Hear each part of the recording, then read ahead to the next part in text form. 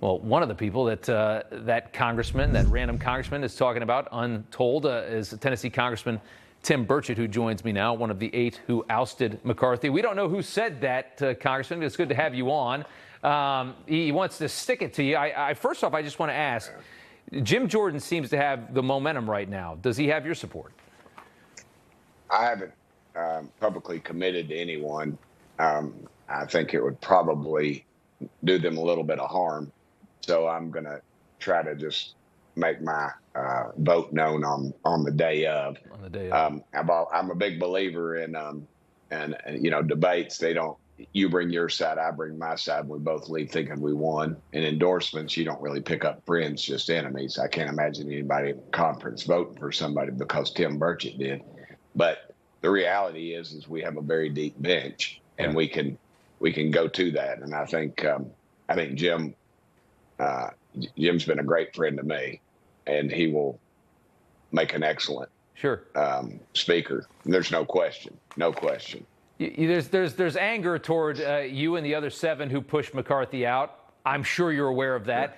You heard one Republican say they should gang up with Democrats and stick it to you guys. Also heard Congressman Don Bacon say they need to change the rules back on what it takes to oust a speaker so that you 8 are irrelevant. That from Don Bacon. Your response to that? Well, it's a rule that's been on the books. Actually, it's around 1800s is when it came in, and in the 1900s, early it went out. In the 1920s, I believe it was back in.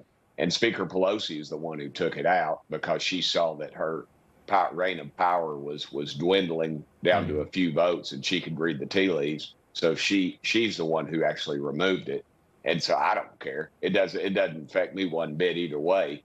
We followed the rules, and those are the rules that Kevin McCarthy agreed to, and that the rest of the conference did as well. So if they want to remove them, that's just that's inside the family politics, and that's fine with me. Can you tell us a little bit about this letter that 94 have signed on to? They want to make, I guess, in your own process before you bring it out.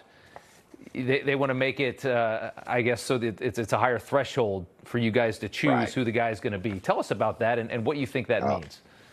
Well, I haven't read the letter, but I assume it's a group of moderates and that are unhappy with what happened to Speaker McCarthy. But I think what happened to him is that we just didn't do what we said we were going to do. You know, we come in and we took the whole month of August off, 2 weeks into September. September 30th is the end of the fiscal year. And yet, it happens every year. September 30th does. And we knew it was coming, and there was no urgency. And then we're back in last week, and we rushed to the floor to do what? Name a post office. So, there is no urgency. And these guys got to realize we're $33 trillion in debt. We added $1 trillion in 3 months this year in debt. We pay $1 trillion in interest every year just on our debt. That's terrifying. They worry about a 3-day shutdown. Well, I worry about an economic collapse. That's what I worry about, because that's where we're heading unless we address this. And these continued resolutions and omnibus bills that we pass chock full of stuff for all their goodies and special interest in the swamp. To me, is not governing. It's not the right way to go about business. No, I understood. I understood the points that you guys were making. They were well heard over here. I certainly understood it. The debt is, I think, the scariest thing. It's the hardest thing to talk about on TV. Doesn't make a good TV story, but it's one of the biggest problems that we face. Congressman, thank you so much for taking the time. We appreciate it. It's been a pleasure. Thanks for keep putting the truth out there, brother. No problem. Thank you, sir.